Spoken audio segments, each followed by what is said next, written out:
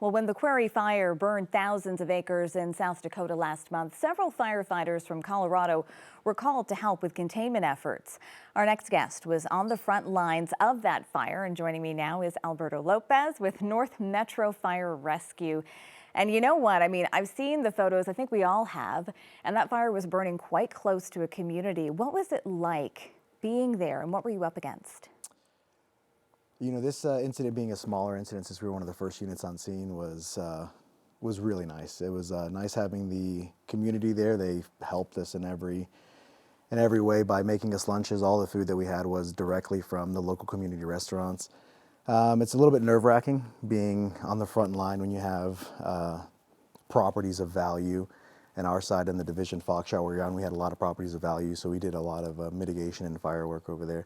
So nerve-wracking, but also amazing to help the community, help the state park. And especially when you get a chance to come face to face with some of the people whose lives are really potentially being upended by this. What's it like to be able to meet them face to face? It puts a smile on my face, honestly. It makes you feel important, honestly. Like, it makes you feel like you're making a difference in those people's lives in their community. They really, like I said, the outreach that we had from them from making us bags from the elementary school to making our lunches, making our breakfasts, our dinners, allowing us to sleep in their gym auditorium where they're actually still using it at times. We had to move our bedding out and then put it back in. And I think we even have a couple of photos, one of those showing the bags outside of the fire truck. And we also have, another photo that will air a little bit later on, but it was a view showing, a young man how to use the fire hose. I mean, obviously it's out there being with the community too, but you've been deployed on a lot of different missions, both out of state, within the state. How would you describe the kind of fire season that we've been dealing with? I think this is going to be, it's a little unprecedented so far. First 3 months of the year typically don't burn the way they have. So this one's been unique for us. It's going to be hard to tell what the future has for us. So we're hoping for a good spring with some water and some rain to dampen down the fire season, but it doesn't look like it's going to come about. But here in the north area, we're just really trying to get everybody on the same page, our training regimens, and everybody up to the proper certifications, so that way we can protect that front range a little bit better. You've been deployed to California before. I mean, even after you came back from this fire that we're talking about, you went to 2 other locations to help fight wildfires. When you're training people, what have you learned along the way that you think is really important to make sure that firefighters right now know? Knowing the weather, honestly, I think that's the most unpredictable thing, but understanding what the winds bring, what the lack of moisture brings, understanding how all of those fall into place for like red flag warnings or fire warning watches like we have coming up in the, today in the next few weeks are the biggest things that I feel that are important. And then teaching, it's just the basics. It's communication, understanding, learning, watching the people who have more experience in you and asking questions. Yeah, absolutely. I mean, you've been a firefighter yourself for almost 20 years now, 7 of those years in Florida, and then here you are going on 10 years here. Congratulations on that. How different is it fighting fires in one state and fighting fires obviously here?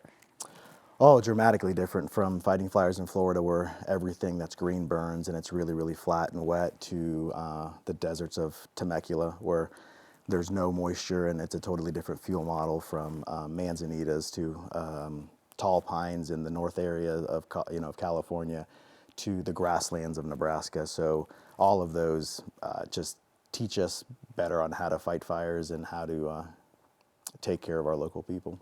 And we know there is a national program obviously overseeing firefighter deployment from one state to the next, especially in a busy year like this one. How important is that? Oh, it's really important because we share resources from state to state. I've been, a few years ago, I think during the Alexander fire, I got sent to California for a really, really big fire, and California was on their way here. We passed each other as we were driving, so it's really important to have that camaraderie, to have that bigger governmental agency kind of overwatching and calling units in as needed.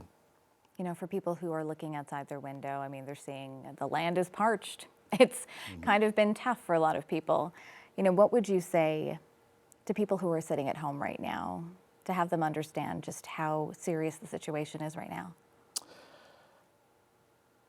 I would say just look at your properties, take care of your properties. Go online, look at ways to mitigate. A real quick way of mitigation is you know, making sure all your grass is cut around your fences, around your decks. If you have anything that leads up to your house that's possibly flammable, it's you know, making sure to remove that if you can. You know, if you can trim the trees, if you can wet your mulch, any of those things are really going to help us out, really going to protect your property. Yeah, a lot of really, really good advice for people, of course. Well, thank you so much for coming in early this morning and being with us. No problem. Thank you for having me. I appreciate it. Absolutely.